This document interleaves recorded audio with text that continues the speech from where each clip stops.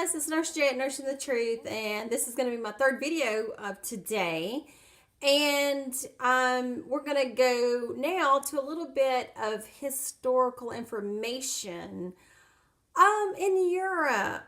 So we're going away from the Middle East and we're going into Europe and seeing how it's trickling down to today. Now, I know I'm giving you a little bit of a different backdrop, so my battery was going dead, so I had to plug it in, and I couldn't really let you see the Egyptian stuff, so you get a little different view. So, we are going to be talking about the England's greatest cover-up. And you're like, well, what's the deal? Well, England's Catholic genocide and the Roman Catholic Guy Fawkes and the wrestle for America begins. That's where it all starts, guys.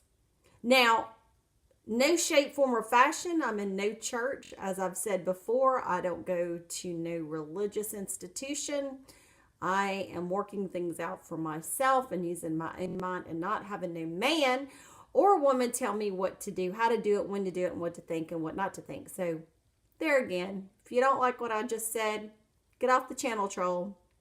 So, I know that the Catholic Church is a bloody church. And they have killed and pillaged and raped and murdered, and they were in cahoots with the Jews and slave ships and putting black slaves on Jesus ships in Palestine, praise God, and shipping you and them to the four quarters of the earth. But, truth seekers, we're going crazy because we're like, yay, American is Protestant, yay, per se. But the persecution, and I'm giving you historical facts. It's not nothing I'm just saying just for the benefit of my health. There is two sides to every coin, a yin and a yang, an ego and a super ego. Opposites. So I'm giving you the cold hard facts. And it really all started when King Henry VIII wanted to get away and divorce Catherine of Aragon and get with Anne Boleyn. And he went to great lengths to get this done. And if you want to watch the series called The Tudors, I highly recommend that. It's on Netflix. It's 4 seasons and it's very good, and it shows you a lot of stuff.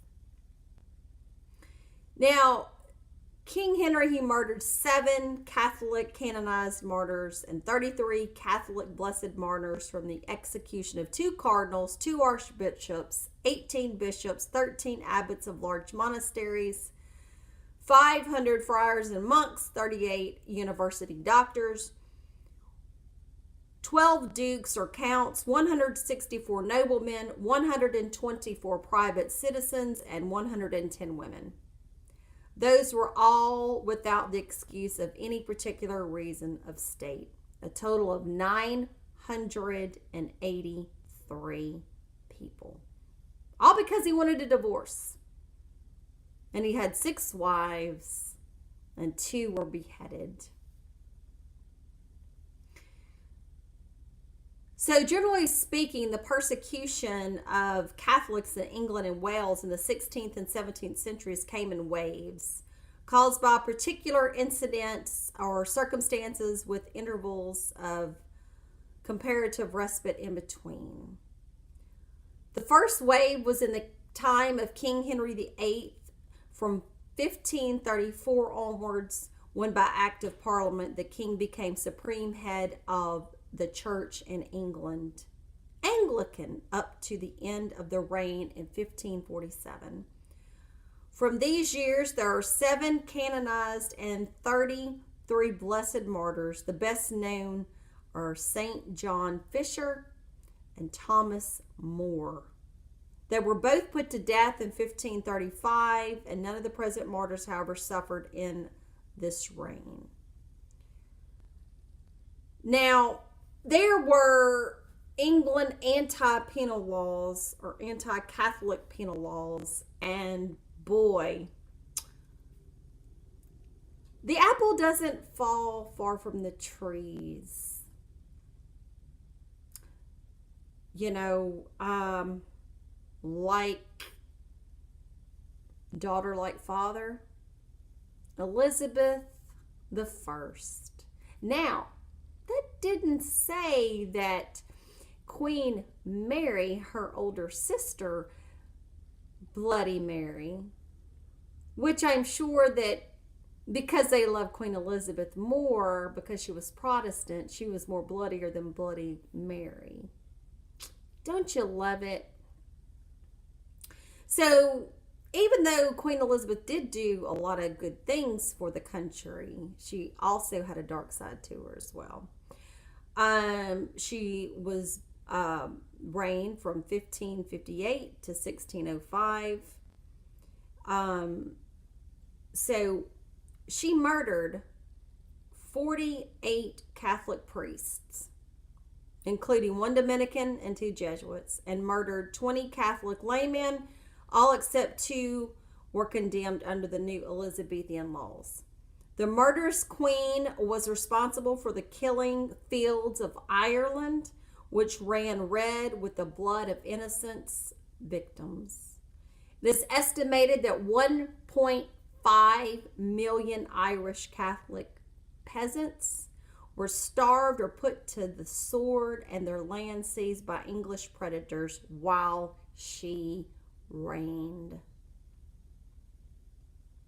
Ireland starved because its food from 40 to 70 shiploads per day were removed at gunpoint by 12,000 British constables reinforced by the British militia, battleships, exercise vessels, Coast Guard, and by 200,000 British soldiers, 100,000 at any given moment.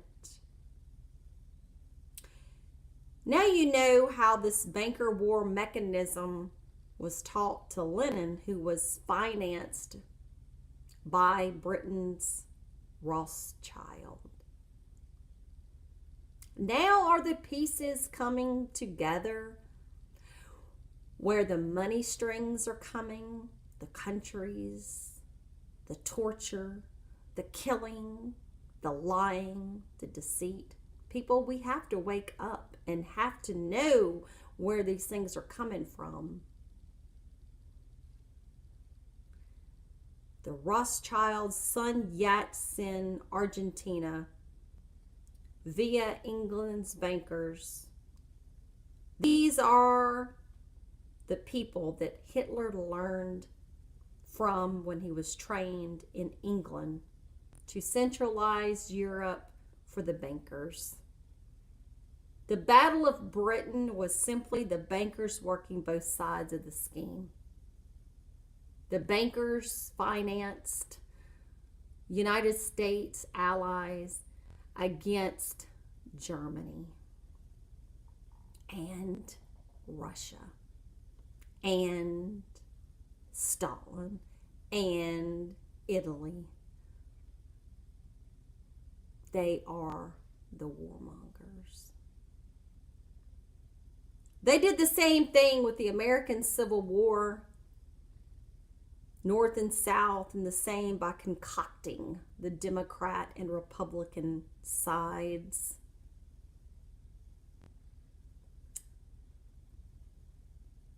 The fathers of the Constitution were libertarians, and they knew the source of the corrupt British banking monarchy.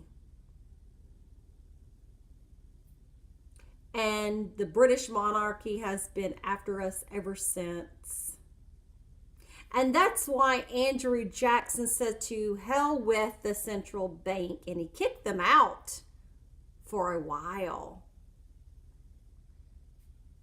came back.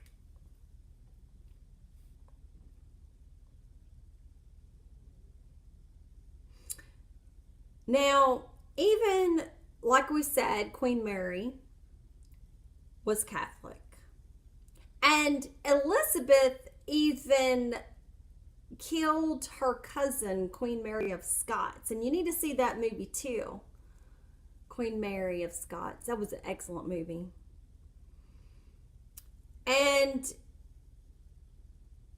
Edward VI, which was King Henry VIII's son, the son by him and Jane Seymour, he reigned during Protestantism, and it became the religion of England. But there was no active repression of the Catholics.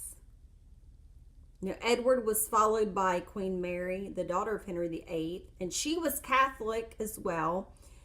And she restored Catholicism temporarily. And then, like I said, Queen Elizabeth came in and was a Protestant, and it came the state religion once again, now to remain permanently. Wow. If that isn't something else, you mean to tell me that since Queen Elizabeth I, Protestantism was the religion of England. By an act of Parliament in 1559, Elizabeth was made supreme governor of all the realm and all the spiritual and ecclesiastical things. In other words, she was the head of the church just like her good old daddy. That is why England is very friendly with Islam. Islam, too, was head of church and head of state. This is why Hitler and Islam joined forces to depopulate Europe. Did you know that? I bet you didn't know that. On the internet, you can actually get pictures of people that practice Islam in Hitler's army.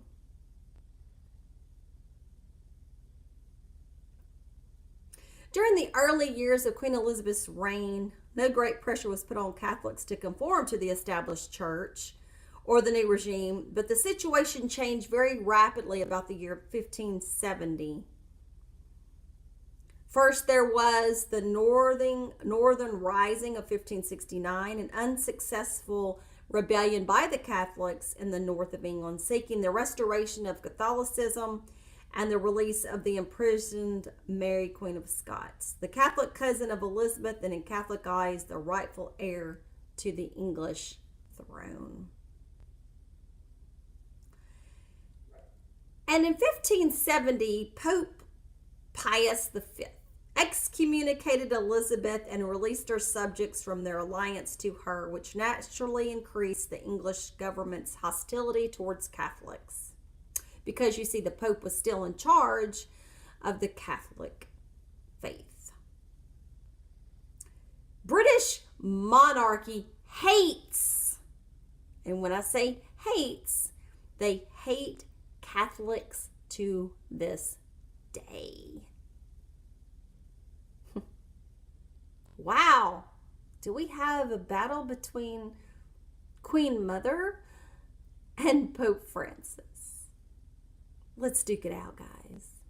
It's probably not going to be very good, but let's sit back and eat some popcorn.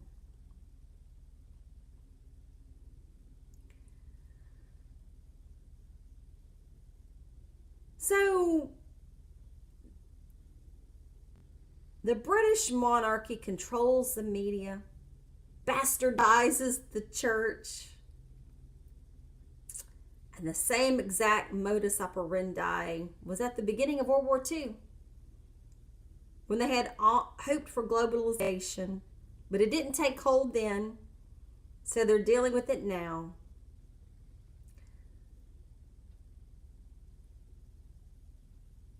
The incorrupt remains of Pope Pius V of 1572, enshrined in the Basilica of St. Mary Major in Rome. He has a picture on the internet. The Pope was distinguished for being an excellent leader of the Catholic Church during the moral and spiritual corruption that was rampant in England during his time. His personal integrity and sanctity were renowned even before his election to the papacy. And there is also ample evidence that the Lord favored him with mystical gifts, which he exercised for the benefit of the church. Shortly after, from 1574 onwards, priests from the newly founded seminaries overseas at Douai in Rome and in Spain began to arrive in England, and the first Jesuit missionaries came in 1580.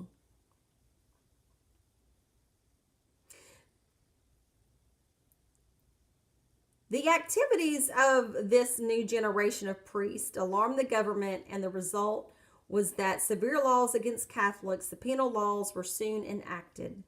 The Act of Puritan Parliament of 1581 made reconciliation to the Catholic Church treason, and another act in 1585 against Jesuits and seminary priests. The most infamous of all laws prescribed as treason the very presence of a Catholic priest in England, and made it felony for anyone to shelter or assist him. Wow. I don't know. But it's just crazy, isn't it? How religion has torn people apart. But it's evil, you see. Killing in the name of God. It's all nuts. So you had all these,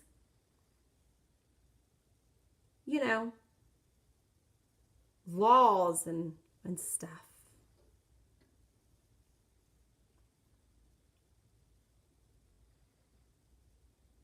Did you know? The 12 Days of Christmas was the underground Catholic catechism. Partridge in a pear tree, turtle doves, French hens, calling birds, golden rings, the whole layout.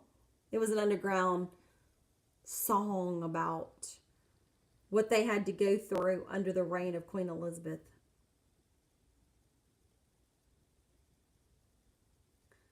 Let's see what else happened.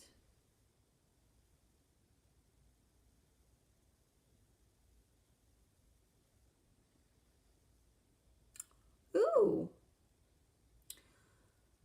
The 12 Days of Christmas was written in England as one of the catechism songs to help young Catholics learn the tenets of their faith, a memory aid when to be caught with anything in writing. Indicating adherence to the Catholic faith could not only get you imprisoned, you could get hanged or shortened by a head, or drawn and quartered, ghastly punished. Quartering involved hanging a person by the neck until they almost die or suffocate. Disemboweled while still alive.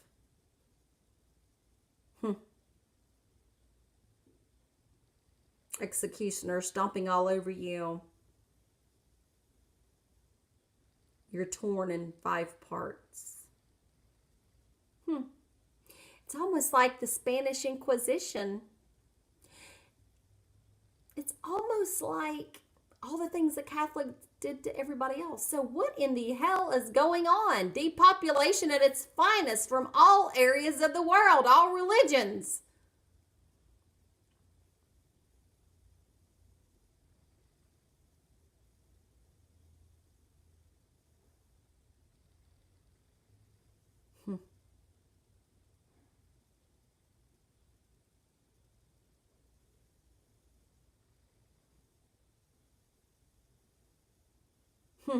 William Wallace. You remember Braveheart? He says, "This is the truth I tell you, of all things freedom's most fine. Never submit to live, my son, in the bonds of slavery entwined. He was talking about being killed by the Protestants. He was a Catholic.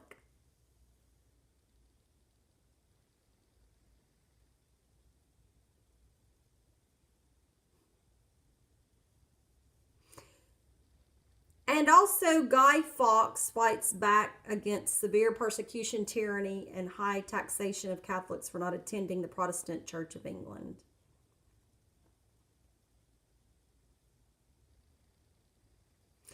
And when the Parliament started, you had to be all Protestant. They got rid of every Catholic that was on Parliament. King James the First, from 1603 to 1625, he murdered 7 Catholic priests and 2 Catholic laymen. Also in 1605, another supporter of King Henry VIII, a persecutor of Roman Catholics in England, he was. And though James was a convinced Protestant. Now, we're talking about King James. We're talking about King James. At the beginning of his reign, the Catholics had great hopes of toleration, but these soon proved to be illusionary.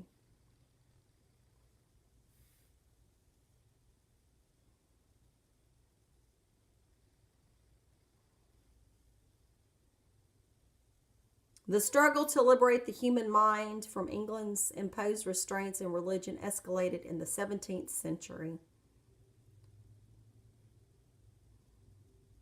Guy Fawkes, that was a Roman Catholic,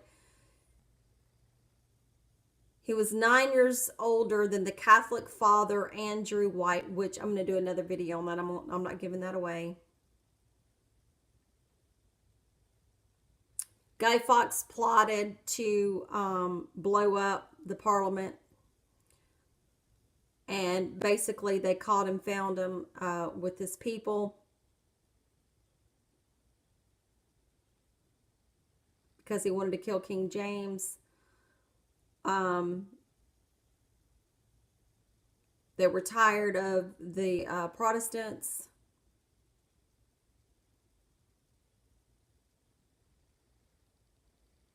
But Guy Fawkes did not die.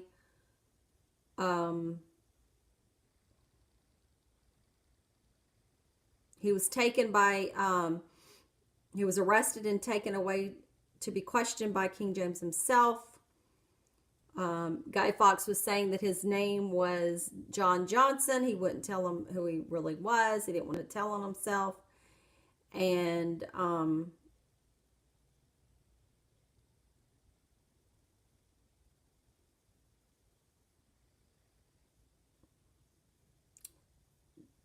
the corrupt Puritan Parliament may have got Fawkes in 1606. The same corrupt Puritan Parliament would be executed by King Charles II in 1660 for usurping the laws of England. Catholics were in North America well before King Henry VIII, Puritan schismatics. And in 1611, Jesuit missionaries first set foot on the continent. Within 40 years, 8 of them gave up their lives near the Georgian Bay and in upstate New York. The Jesuit mission gives us cause to look at our spiritual roots. In a short 28 years later, he did get executed. He got away, but then he got caught. After the execution of Guy Fawkes in what was to become the United States of America, okay, I'm not going to tell you that either, because I gotta do a video on this part.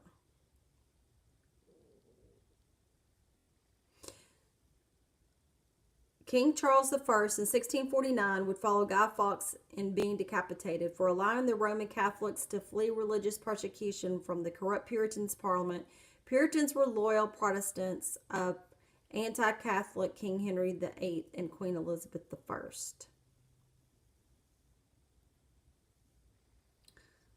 So you see, guys,